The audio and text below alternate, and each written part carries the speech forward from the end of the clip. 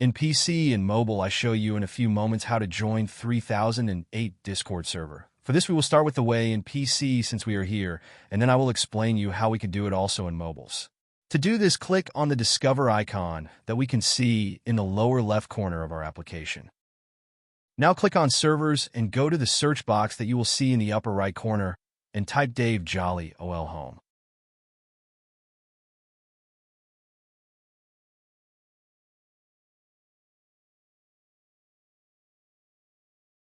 Now click on the server we are looking for, and then click on the Join button at the top of our Discord application.